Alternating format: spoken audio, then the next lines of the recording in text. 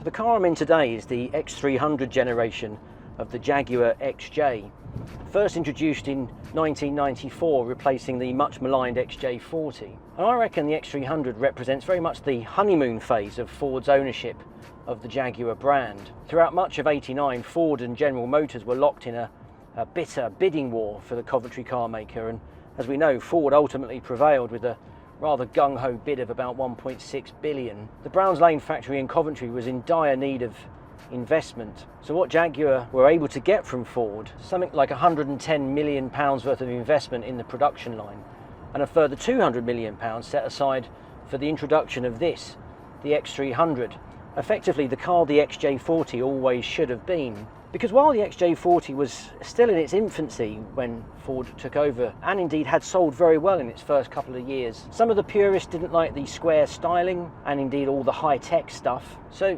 the X300 was an attempt to put right some of those wrongs, really. There was a lot of attention in improving production processes that would then in turn improve quality, panel gaps, the fixtures and fittings, the reliability of the car.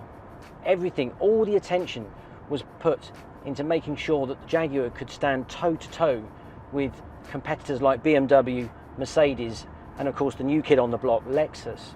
Under the bonnet of the X300 is the AJ16 engine, a substantially reworked version of the AJ6 engine that first appeared in the XJS in the early 80s. So while it might share the same bore and stroke, there's over 100 new components. A lot of attention has gone into it with a new piston design, different compression ratios, individual coil packs, duplex chain drive, and a new engine management system to really improve its smoothness and its reliability. It's more powerful, it's got more torque, and yet it's 3% more fuel efficient as well. And what I'm driving today is the supercharged sports flagship, the XJR. There was an XJR model with the XJ40, but it was little more than a body-kitted, warmed-over version of the Sovereign. What you've got here is a Root-style Eaton supercharger, giving the 4-litre AJ16 engine 321 brake horsepower and 374 foot-pounds of torque, 0 to 60 time of about 5.7 seconds, and a top speed of about 153 miles an hour.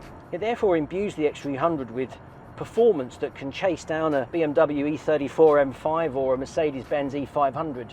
But the XJR went on sale in the back end of 1994, priced at just £45,000, whereas the E34 M5 was some £5,000 or £6,000 more, while the Mercedes E-Class was nearly £15,000 more expensive. So the XJR represented phenomenal value for money. While it might like to compare itself against the Teutonic beasts from BMW and Mercedes, the XJR is a far more graceful machine, so silky, whereas the Mercedes and BMW are much harder, more aggressive.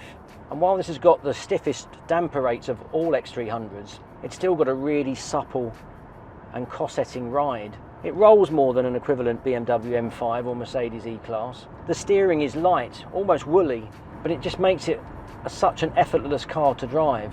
There's none of that kind of on-off aggressiveness of a turbocharger. The supercharger is very unobtrusive. What they did with the interior of the X300 is basically took the very last of the line XJ40 interior and just made it that much better. It's certainly better screwed together, but they've also tried to improve some of the practicality. Those last of the line XJ40s didn't have a glove box, for example, because they were also carrying a twin airbag by that time. The X300 has twin airbags across the range, and they've managed to accommodate a glove box. There's slightly bigger door bins as well. That said, the X300 interior packaging is still terrible. It's more cramped in here than an E34 5 Series, and that's arguably the size below. But I'm guessing Jaguar probably suspected that its key buying demographic weren't that interested in practicalities and things like that. They wanted graceful styling, they wanted great dynamics, effortless refinement, and a corsetting ride. And to that end, the X300 delivers it in spades. The tragedy really with the X300 is that it was the shortest lived generation of XJ. It came out in the September of '94 and was replaced 3 years later in 1997 with the X308, and yet I would argue this is probably the very best XJ that they ever made, for the simple reason that I think it's a perfect marriage between almost the coach-built qualities that you would consider are appropriate for a Jaguar, but it also managed to intertwine some of the very best and latest automotive practices from a big global giant like Ford. Sadly, gone are the days where you could buy an XJR for about £1,000. These days, even a pretty down-at-hill example will be knocking on the door of £5,000, and if you want a really good one, somewhere between £8,000, £9,000, £10,000 maybe. For me, that still represents pretty good value, you know, and I think I would grow tired of the sort of rigidness, the harshness of an M5. In terms of living with a car day to day, be under no illusions that if you're after a sporting saloon that's got character, luxury, style, performance, refinement, if you want all of that in one package without being too shouty about it, the X300 XJR is going to take some beating.